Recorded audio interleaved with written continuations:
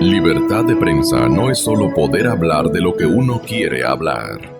Es poder hacerlo sin represalias ni hostigamientos. ¿Cuáles son las objeciones y los vacíos técnicos que ha de venir a ponderar que la refinería de 13,000 millones, cuando no puede hacer sino hasta querosén, creo que llega, tenga la bondad? Solamente es para combustibles, ¿verdad, economista? Sí, lo poco que se sabe es que para combustibles.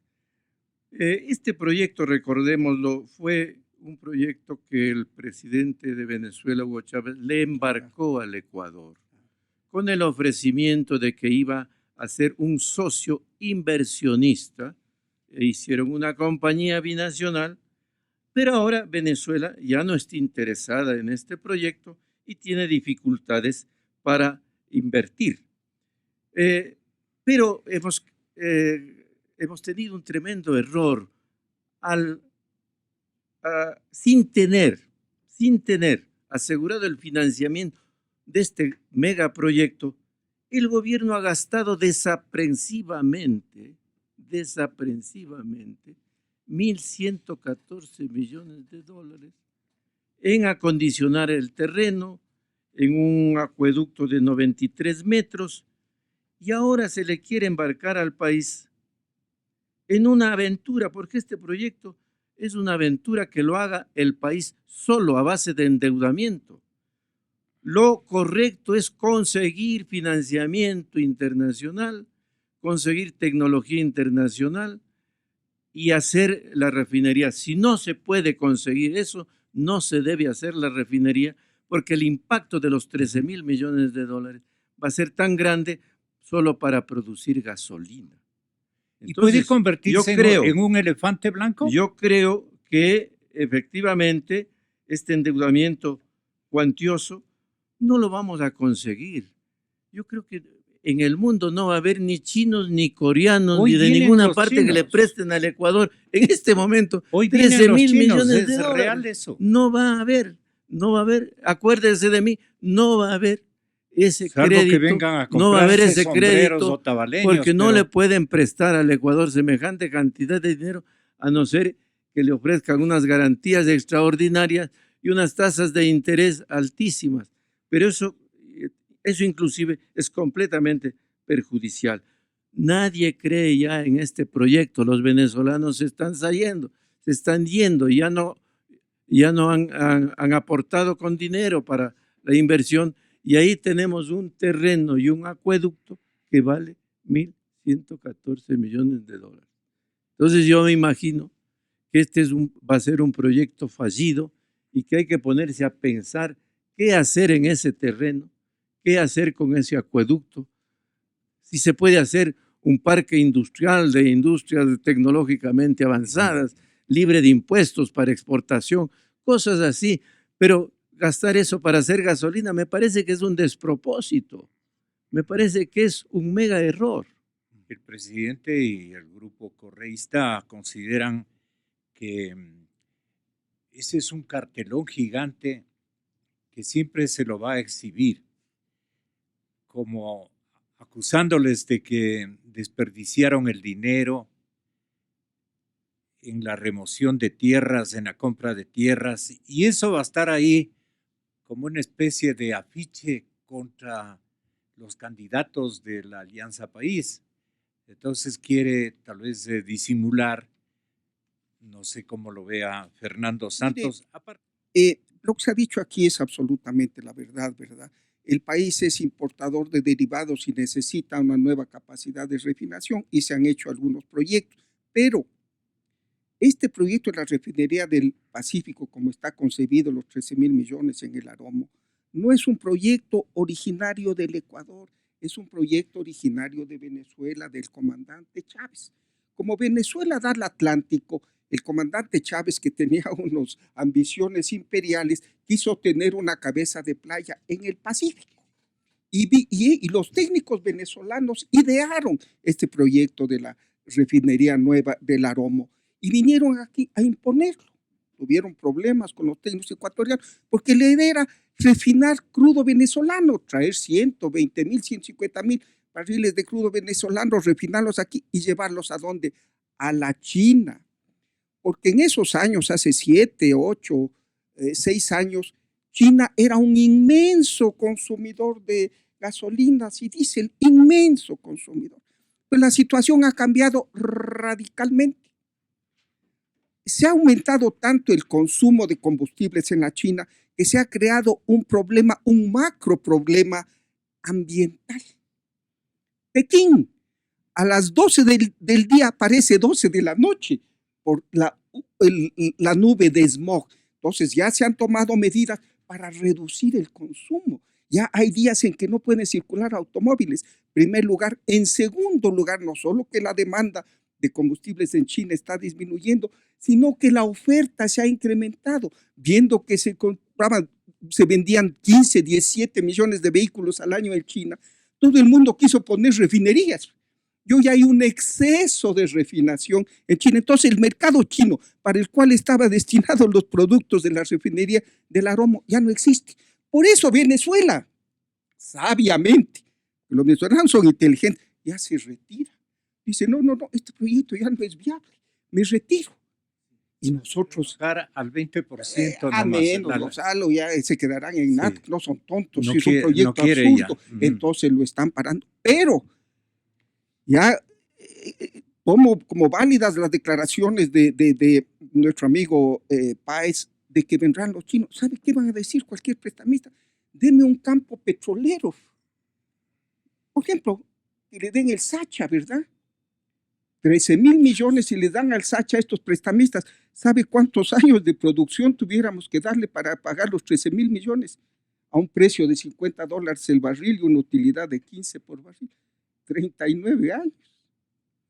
Para los prestamistas lo más fácil que... Pero ¿quién si corre está dando a 50? Pero es con dinero, pero es otro proyecto, es un proyecto con dinero de los otros, a riesgo de los otros se paga o no el de Pozorja. No. Aquí si va alguien y le dice a los prestamistas chinos, coreanos, yo estoy perdido, ¿quiénes son? O sea, quien sea. Aquí hay un proyecto que le vamos a pagar. Resulte o no resulte, tenga éxito o no tenga éxito. Y le damos un campo petrolero. Dicen, bueno, tenemos trabajo para nuestras compañías, ahí va el dinero y páguenos con el petróleo. Porque la refinería jamás será rentable, jamás será rentable. El Ecuador está disminuyendo el consumo. 100,000 vehículos se vendían hace 8 años, hoy están vendiendo 40,000 vehículos. Se está sustituyendo, ojalá alguna de estas 8 obras hidroeléctricas, ojalá y Dios quiera que una por lo menos o 2 funcionen, ¿verdad? Y ahí también habrá una reducción del consumo, porque ya no habrá necesidad de las plantas termoeléctricas. Entonces, económicamente es absurdo, pero claro, para los prestamistas son ciegos, ¿verdad? O sea, me dan una buena garantía y me pagan, que boten la plata. Ese es el riesgo. Cuidadito, con pretexto de un proyecto absurdo, endeudemos al país 50 años más o 40 dándoles el petróleo. ¿Por qué es absurdo? Para los oyentes que se incorporan a porque sintonizar no hay mercado para más combustibles. El mundo está desesperado por salir de los combustibles fósiles. Hace pocos meses se acaba de firmar en París un protocolo en que todo el mundo se compromete a reducir las emisiones nocivas producto del petróleo. Todo el mundo se está febrilmente buscando el carro eléctrico, el gas, que es menos contaminante, está tomando hoy importancia, las energías alternativas. El mundo va hacia la despetrolarización y nosotros recién comenzando a hacer una refinería obsoleta de hace 20 años, como dice el economista Herrera, que solo produce combustibles primarios. Es absurdo. Segundo lugar, el precio es demencial. Mire, Gonzalo, el profesor Jorge Piñón, que es el decano de la Facultad de Petróleo de la Universidad de Texas en Austin, que es la Harvard petrolera, dijo que construir una refinería simple como la que se quiere construir en el Aromo cuesta $12,000 por barril al día de procesamiento. Una refinería de 3,000 millones de barriles debería costar 3.600 millones. Palabras del profesor Piñón, no mías. Sí. Que le pregunten al profesor Piñón, lo ha dicho públicamente. 12.000 dólares por barril al día de procesamiento instalado. Y cuesta 13.000 millones. Todo se ha hecho mal en esta refinería. Hay escándalo y corrupción desde Foja 1, como decimos los abogados. El terreno donde se está construyendo, Gonzalo, costaba pocos miles de dólares. Vino un señor y lo compró en cientos de miles de dólares, 400,000, 500,000. ¿Sabe a cuánto le vendió a los señores de la refinería? A 8 millones de dólares. Un terreno que él compró en 400,000 dólares, 500,000. Un día, a los 15 días, les vendió en 8 millones de dólares. Y no solo eso, les dio menos de los que de la superficie que les vendió. Los contratos con la SK o las compañías que han hecho los estudios, dígame uno que haya sido hecho por licitación. Uno de los cientos. Y cuando no hay licitación, ¿qué hay? Corrupción. Es un proyecto absurdo, ridículo, inviable. Por eso Venezuela se sale. Ya dije un momentito, hasta aquí llegamos. Ellos también tienen amor a su país y no les gusta botar la plata. Ya reclamarán lo que se han gastado los 1.000 millones. Entonces es un proyecto absurdo desde todo el punto de vista. Mire, 3 personas de ideologías distintas, el señor Coronel Gutiérrez, el doctor Medina, el economista Herrera, y yo, que somos de líneas políticas distintas, todos, por amor al país, coincidimos que es un proyecto ridículo y absurdo. Gracias. Tenga la bondad, al amparo de ese artículo, de hacerle conocer al señor presidente que está olvidándose esas disposiciones. Permítanme que exprese mi pensamiento sobre este proyecto que con la agudeza propia de Washington Herrera lo llama un megaproyecto, Refinería del Pacífico. Como ciudadano de este país común y corriente, yo pensaba y hoy pienso que ese proyecto al menos cobró superlativa importancia al impulso de los afanes de liderazgo regional del coronel Chávez. No obstante, deben haber estudios serios que determinen lo que hoy se llama la sostenibilidad de ese proyecto. Estudios serios respecto del financiamiento de ese proyecto. Y aquí me parece que primero esta determinación del 40% de techo para el endeudamiento respecto de lo que los economistas llaman el Producto Interno Bruto es bastante arbitrario. Como son arbitrarias muchas determinaciones numéricas que se hacen en las leyes. Acabamos de escuchar que la propuesta dijo 50% del Producto Interno Bruto. La Asamblea se le ocurrió bajar al 40%. ¿Sobre qué criterio técnico? ¿Por qué no puso 45, no puso 35 o 30 o subió a 60? Porque para la determinación de techos de esta importancia, creo que se requiere estudios serios que determinen que la ley se ajuste a las realidades. Pero parece usted el PIB, doctor. El PIB le señala a usted la capacidad de pago que tiene como país. Yo personalmente creo que el factor fundamental en materia de endeudamiento público y privado es la capacidad de pago. Exactamente. Ese es el factor fundamental en el sector público y en el sector privado.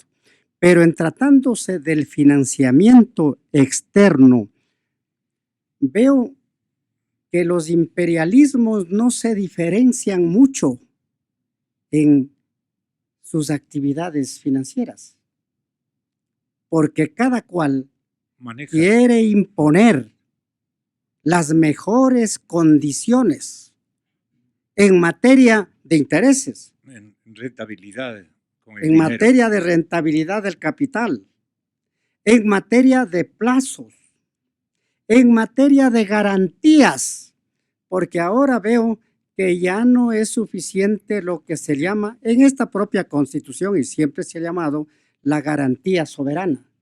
Bastaba el compromiso del país para que el prestamista tenga la seguridad de que esas obligaciones van a ser cumplidas. Como que ahora ya esa garantía soberana ya no tiene al menos la importancia que ese concepto tenía. Pero también otras condiciones.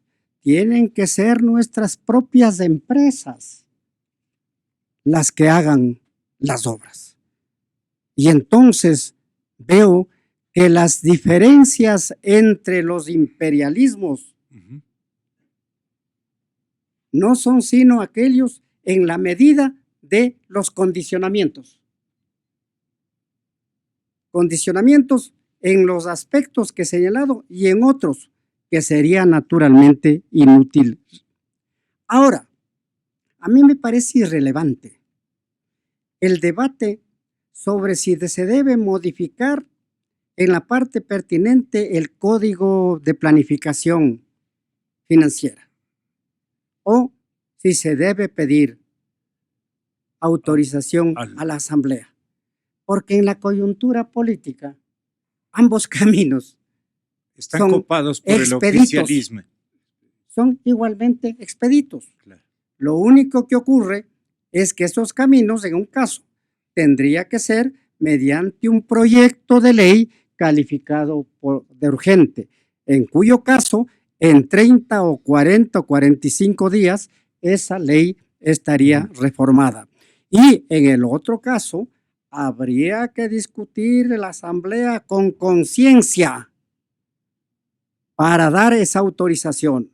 ¿Y sobre qué base debe discutir esa Asamblea? Sobre un informe concienzudo, detallado, fundamentado, esencial de lo que esta Constitución, en el artículo que le sugerí hace un momento, señala y le denomina Comité de Deuda.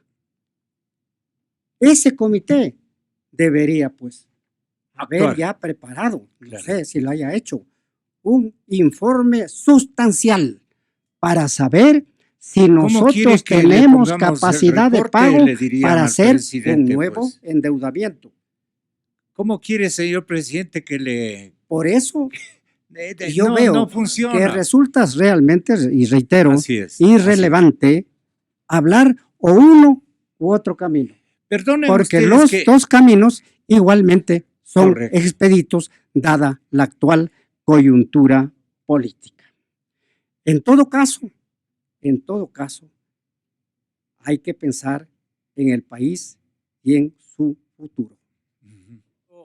¿Usted le daría un mensaje en este momento al señor presidente Correa, a sabiendas de que me viene a dar de que en la sabatina, pero esto va a pegar en cambio en la gente? ¿Usted qué le recomendaría hacer y no hacer? Tenga la bondad. Definitivamente el presidente, en base a su prepotencia, está cometiendo gravísimos errores y no de buena fe, son de mala fe. Hablando sobre el tema del 40%, ¿por qué fijar un endeudamiento hasta un 40% como techo del Producto Interno Bruto? Por varias razones, entre otros motivos. Somos un país en vías de desarrollo y necesitamos recursos frescos para invertir en más infraestructura para alcanzar ese desarrollo. Somos una economía dolarizada. Debemos volver a las leyes de responsabilidad y transparencia en el gasto y en el endeudamiento fiscal.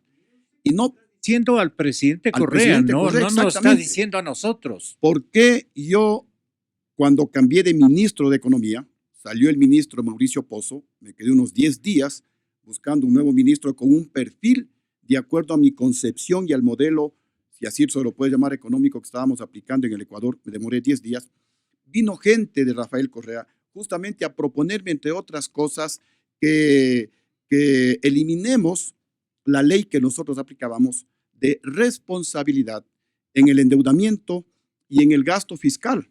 Y entre otras cosas, proponía eliminar la ley de ahorro en el Fondo de Estabilización Petrolera llamado FEIREP. Y justamente le dije que no, pues que eso es totalmente contraproducente, que eso va a ser totalmente negativo para el país. Y ahí están las consecuencias, ecuatorianos. En nuestro gobierno crecíamos al 8.9%. Hoy vamos a decrecer al 4.5%. Esas son las consecuencias. Le pedí esto de favor especial. ¿Qué le recomienda usted como expresidente al actual presidente Correa? Que escuche el clamor del pueblo ecuatoriano. ¿Qué dice el pueblo? No tenemos trabajo. Y la única posibilidad de que haya trabajo en el Ecuador es a través de inversiones productivas. Sin inversiones no hay crecimiento económico. Sin inversiones no hay producción. Sin inversiones no hay empleo. Y el Ecuador ya era uno de los países de América Latina que más inversión extranjera recibía. Hoy somos el último. ¿Por qué la gente no viene a invertir en el Ecuador? Porque no hay confianza en el presidente. Porque el presidente, con la mega propaganda, aquí nos engaña. Si cabe el término, nos lava el cerebro a los que se dejan lavar el cerebro, obviamente. Pero en el extranjero nadie cree en el presidente Correa, porque si este sería un buen modelo, las empresas internacionales estarían haciendo cola para invertir en el Ecuador, pero nadie quiere invertir en el Ecuador porque nadie cree en este modelo, porque nadie cree en el presidente Correa. Entonces el presidente debería escuchar ese clamor del pueblo. El pueblo quiere empleo y no hay empleo. El pueblo ya no soporta más impuestos. La carestía de la vida le está agobiando al pueblo ecuatoriano.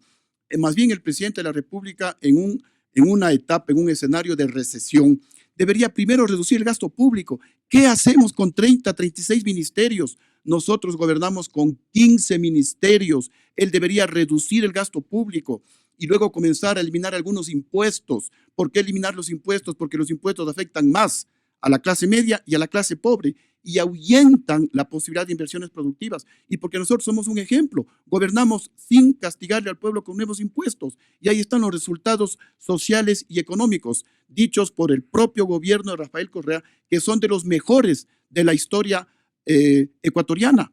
La mayor reducción de la pobreza en nuestro gobierno, uno de los mayores crecimientos de la economía en nuestro gobierno. Entonces sí se puede gobernar el Ecuador sin necesidad de castigarle al pueblo con impuestos, pero escuchando el clamor del pueblo ecuatoriano. Todos hemos cometido errores, nosotros cometimos errores, y de los errores se aprende, pero el presidente ya va a estar 10 años en el gobierno y no aprende, y no escucha el clamor del pueblo ecuatoriano. Aquí le estamos diciendo, no conviene que se endeude en 13,000 millones de dólares, nos va a dejar prácticamente quebrados, va a explotar la dolarización. Presidente, no conviene el dinero electrónico, porque ustedes tienen autoridades tramposas que le mienten al pueblo, que le engañan, que no le dan información. Este no es un gobierno transparente. Entonces, en algún momento ese dinero electrónico va a explotar y vamos a perder la dolarización. Y los que más van a sufrir son la gente, la clase media, la gente pobre, los que nos vamos a quedar en el Ecuador. El presidente se irá a Bélgica y obviamente allá va a estar feliz, pero los ecuatorianos que nos quedamos aquí vamos a sufrir las consecuencias. Muchas gracias. Gracias a ustedes también, caballeros.